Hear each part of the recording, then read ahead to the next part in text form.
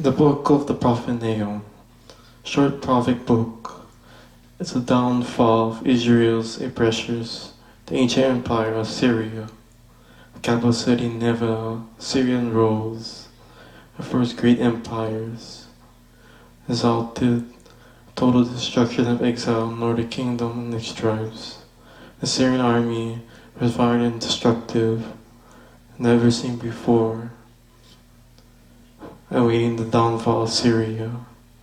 And it came the 112 BC. The Babylonians became Babylon's again and brought down the Syrian Empire. And fall the Nivid and the fall is Syria, the downfall as a whole.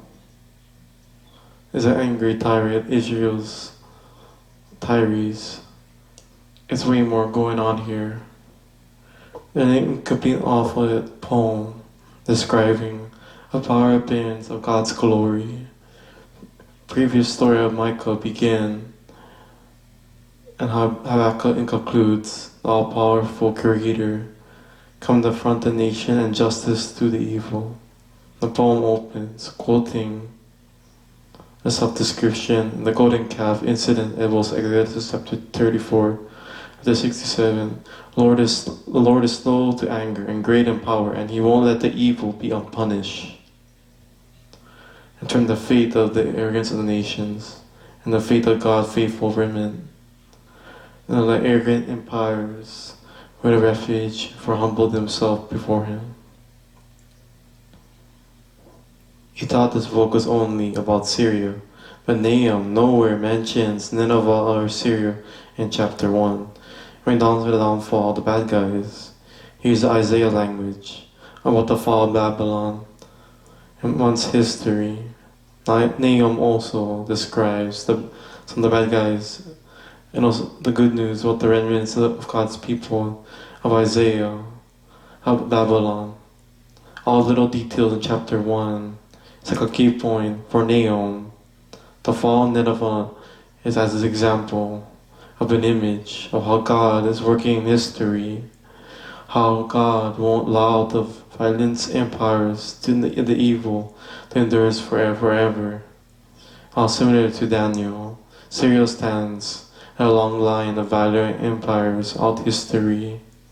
Videos like a memorial to bring down the violent, the arrogant in every age. There's this perspective in every age. Let's focus on Syria. Chapter 2 describes the fall of Nineveh, the return of the city. And first we see the frontline Babylonian soldiers, and then even the tribes, like chariots, and the chaos in the city walls, the breach, the slaughter of Nineveh and the people, and the plundering of the city. And chapter 3 describes the city of downfall as a whole. And Nahum, oh, it's a woe to the city built on the innocence and the image of injustice, how made Syria successful and violence, so the seeds of down destruction. How Syria fall for Babylon. Babylon, falling tongues, is struck in with the wound, and when among nations will be pressed, will never come to help him and rather save and celebrate in destruction. And the book ends. It's a gloomy book. It's important to see how Nahum's message addresses the tragic of violence, oppression, and human suffering in every age in history. How tribes and nations, evident itself, that take what they want and resulting in the innocence of the innocents.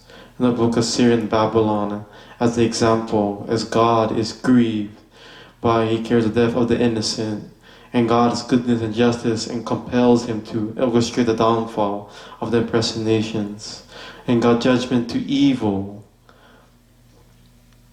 Unless you have to be Assyria, and come to the conclusion of the opening poem, chapter 1. It tells us the Lord is good, and the refuge in the day of distress. He cares for those who take refuge in him. A little book of Nahum, every reader of humble himself to trust in his time. He will bring down the oppressors every place. And that's what the book of Nahum is all about.